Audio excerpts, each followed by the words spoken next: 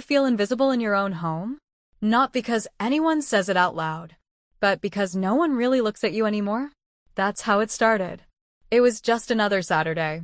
My husband had his friends over again, Mark, Jordan, Teo. They laughed, ate, joked like they always did. And I did what I always do, made sure there was food, drinks, clean cups, and space for them to unwind. But that day felt different. I caught a glance. Not long, not obvious, but it lingered. Like it knew something I didn't want to admit. And then another glance. A smile that hovered. Eyes that didn't go back to the TV quick enough. They weren't looking at him. They were looking at me. And for the first time in a long time, I didn't feel like I was disappearing. I didn't feel like the tired wife, cleaning up empty plates. I felt seen. Not in a flattering way. Not in a disrespectful way. Just seen. And that did something to me. Because when your husband stops noticing, when the little compliments fade, when touch becomes routine, a simple look from someone else, it feels like breath. I didn't ask for it. I didn't encourage it. But I noticed it, and I didn't forget it. And that's where everything started to shift. Not with a kiss. Not with a touch. But with a look. A look that made me question how lonely I'd really been. And whether anyone had noticed. Subscribe to Heartfelt Tales Unfold, where the stories we tell don't ask for judgment, just understanding. I'm 32. Been married 8 years. Lived in the same house almost as long. It's a decent place, 2 stories, quiet street, neighbors who smile but mind their business. The kind of home you'd pass by and think, that's a happy little life. And maybe, once, it was. But lately, it just feels like a shell. Clean on the outside. Hollow on the inside. My husband, Daniel, he works long hours. Finance. Always something to crunch, something to submit, someone to please. He used to come home with energy. Now he just comes home with silence. A kiss on the cheek. A muttered hey. Then straight to the laptop or the TV. Sometimes both. We used to talk. About everything. Now even how was your day feels forced. Like we're reading from a script neither of us remembers writing. I don't think he's unkind. He's just tired. Detached. Somewhere else even when he's right in front of me. And I've tried. God knows I've tried. New dresses. New recipes. Asking about his meetings, his clients, even his fantasy football scores. But I get half smiles. Nods. As if I'm background noise. Comfortable. Predictable. Forgettable. And then there are the hangouts. His friends still come around every other weekend.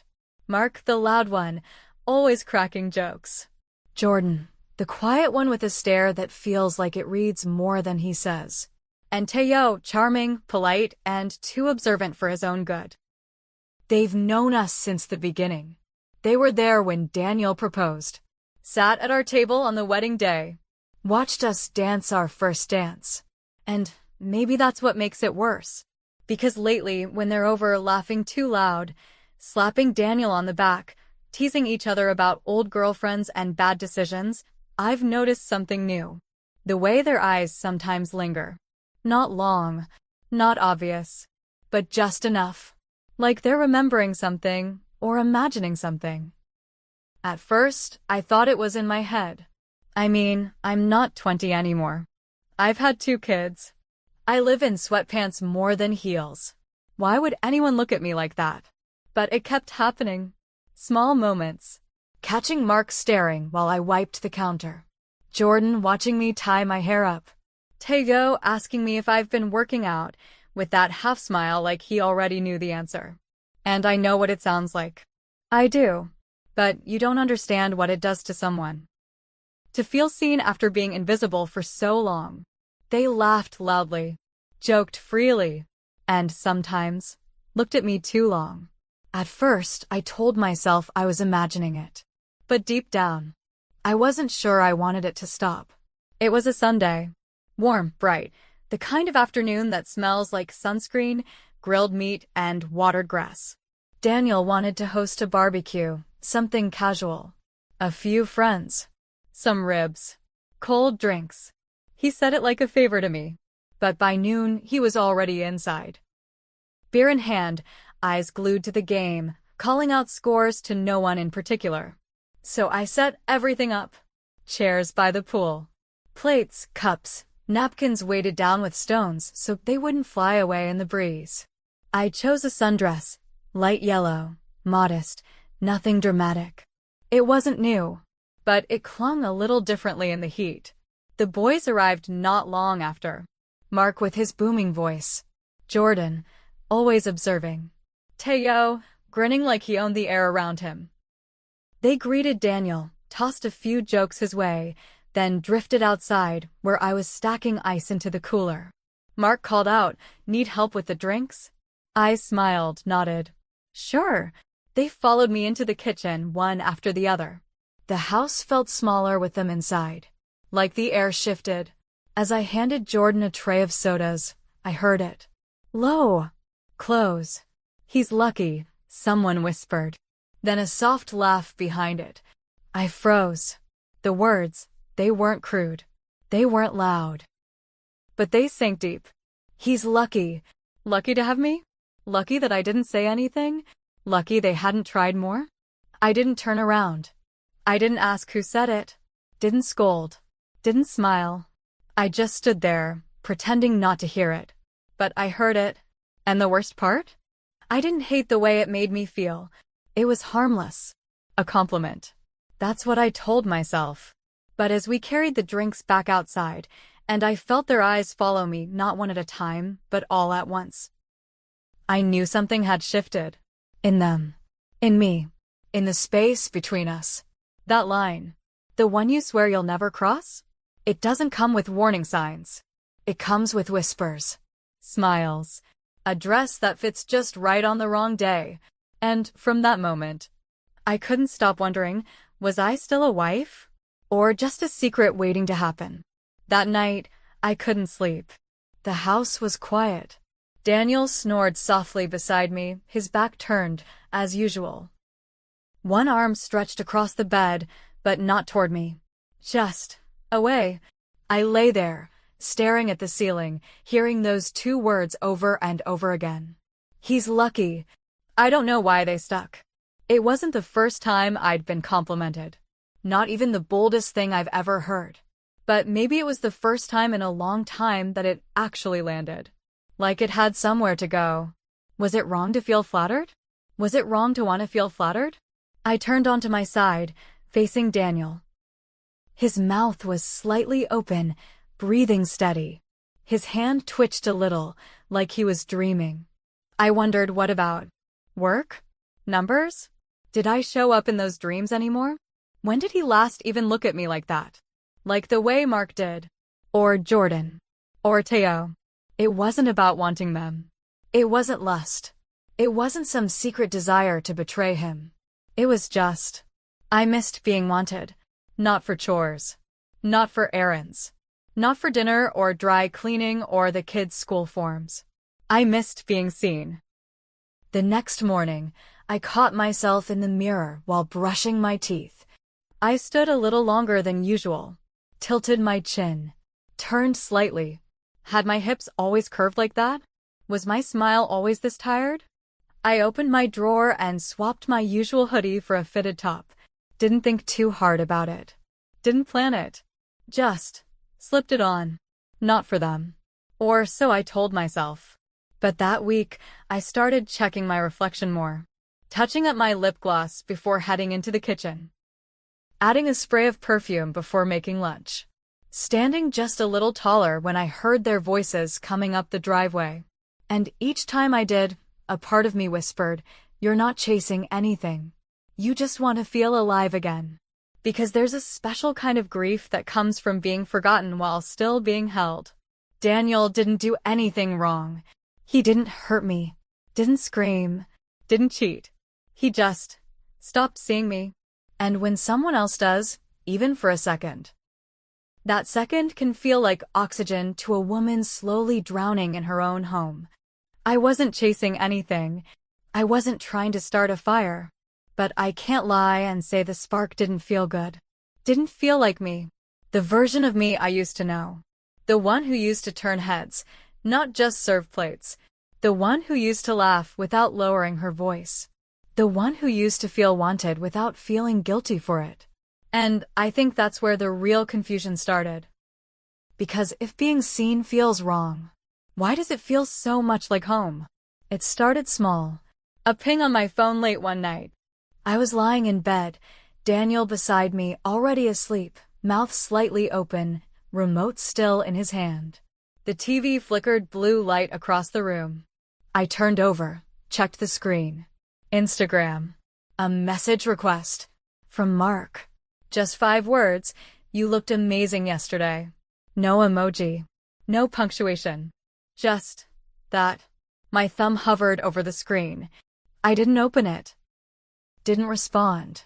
But I didn't delete it either. I told myself it was harmless. A compliment, again. Just words. Just one of his friends, being friendly.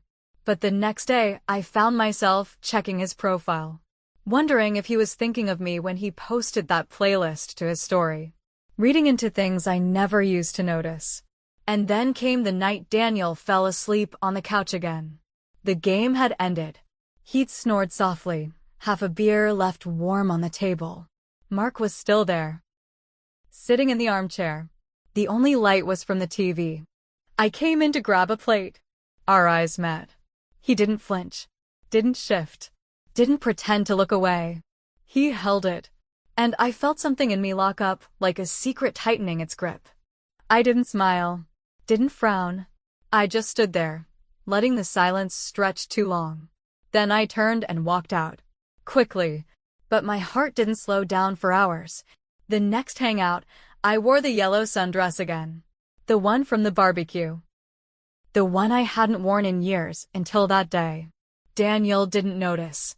He kissed me on the cheek, said, "Did we get enough charcoal?" That was it. But they noticed. I felt it the second I stepped outside.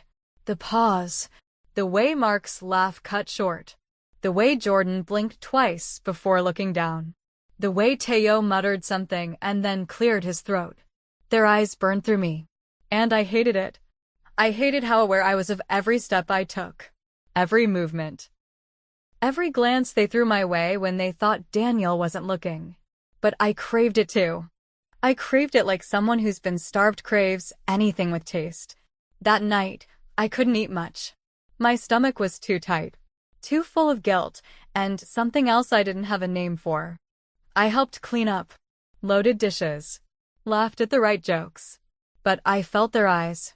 I felt the air shift every time I passed by. Every time I bent slightly to pick something up. And then, they asked. Not with words. No one said it out loud. But in the way Jordan lingered by the sink a second too long. In the way Mark brushed my hand when he passed me the plates. In the way Teo stood at the door a beat later than he needed to. They didn't need to say it. The question was there. Would I? Could I?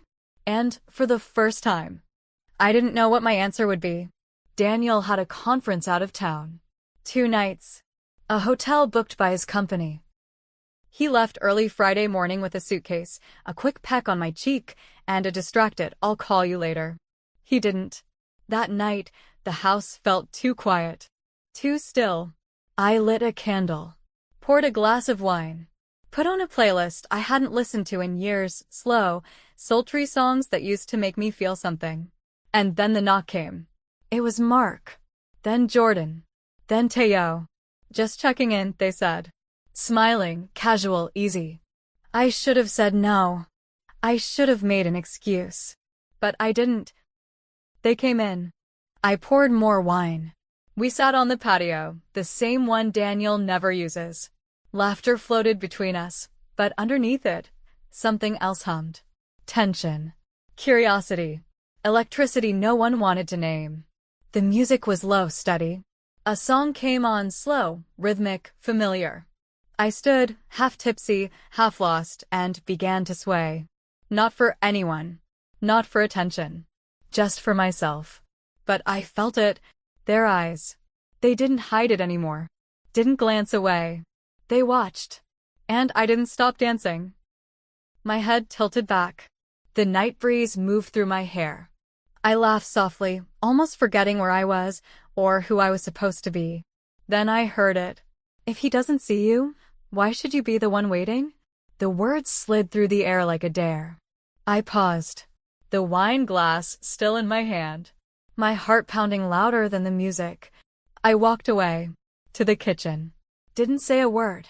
Just stepped inside and leaned against the counter. I could have told them to leave. I could have ended the night right there. But I didn't. I stood in the glow of the fridge light, breathing, listening, and then, footsteps. Not hurried, not hesitant, just certain. He came in slowly, stopped a few feet from me. No words.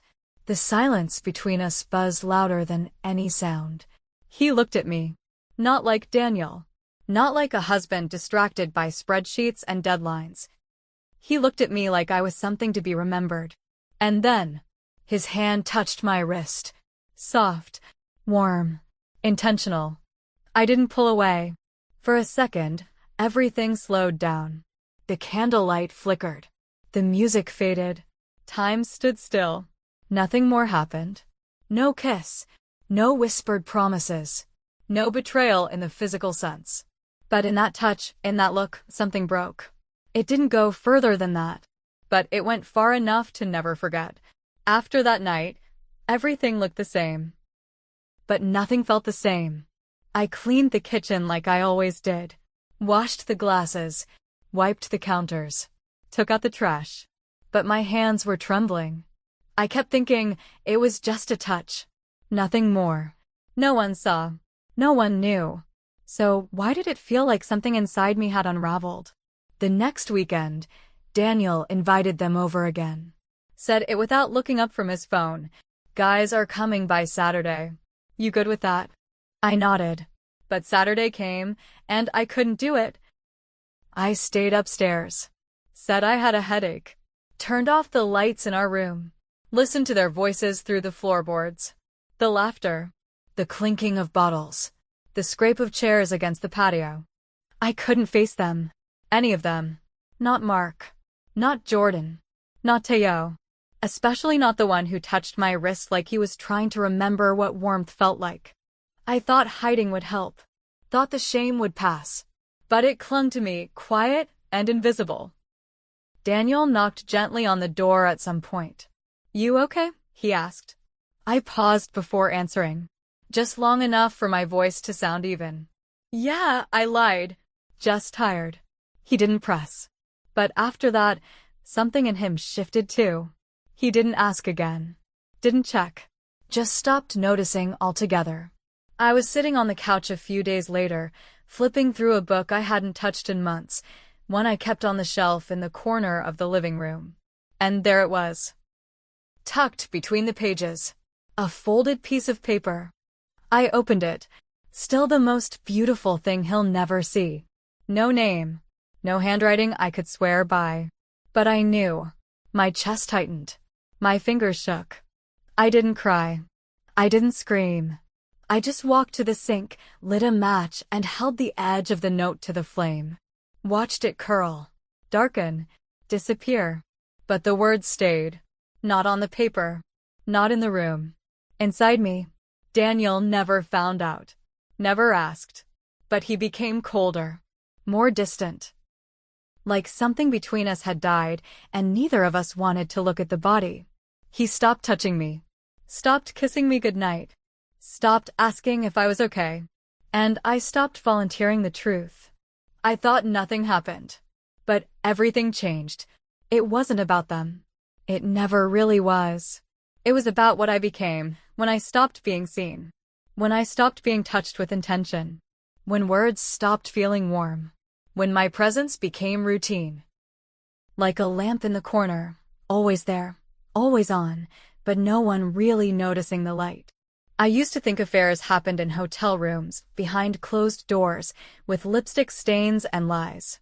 But now, I know they happen in glances, in unspoken thoughts, in the space between what you say and what you really feel. I didn't cheat. Not in the way people define it. But something in me wandered. Not because I was reckless. Not because I wanted to hurt anyone. But because I was hungry. Hungry for something I couldn't name. Connection. Touch. A moment that reminded me I still mattered. I started asking myself questions I wasn't ready to answer. What is a marriage supposed to feel like after 8 years? Is this it? Quiet dinners. Separate screens. I love you said more out of habit than heat? Is this how people slip away? Not with shouting. Not with slammed doors. Just silence? We're taught to fear betrayal of the body. But no one warns you about the betrayal of forgetting. Of being forgotten. The ache of emotional infidelity. It lingers. It stains. It's the kind of ache you can't confess because there's nothing to confess. No evidence. Just memories of being looked at like you were something worth pausing for. And I kept asking myself, what kind of woman does that make me? What does it say about me that I wanted to be wanted? I didn't want a new life. I didn't want someone else's last name. I didn't want a scandal. I just wanted to feel like I still existed. Like I could still stop time for someone, even if just for a second. I wanted to be desired, but I didn't want to be disposable. And maybe that's the hardest part. Realizing that even though you stayed, some part of you still left. Have you ever crossed a line, not because you were cruel, but because you were empty? Not out of desire, but out of absence? When something in you felt so forgotten, so untouched, that even a flicker of attention felt like rescue. I didn't set out to betray anyone. I didn't wake up wanting to hurt him, but the truth is, sometimes you don't run toward someone else. You just stop trying to hold together the space between you and the person who stopped noticing. Would I have stopped it if someone had seen me first? Touched my hand differently? Said my name like it mattered? Would I take it back if I knew the ache wouldn't go away just because I stayed quiet? I don't know. But I do know this, if you've ever felt that ache, the one you can't name. The kind that hides in your chest when everyone thinks you're fine. Drop your truth in the comments. No judgment. No shame. Just release it. And if this story stirred something in you, if it made you remember a version of yourself you thought was long gone, subscribe to Heartfelt Tales Unfold. The next one might feel even closer to home. Every day, I fold laundry in silence. His shirt is still here. The one with the faint smell of cedar and aftershave. I haven't had the courage to throw it away. My husband still smiles at me, just not with his eyes. And my daughter? She draws pictures of families.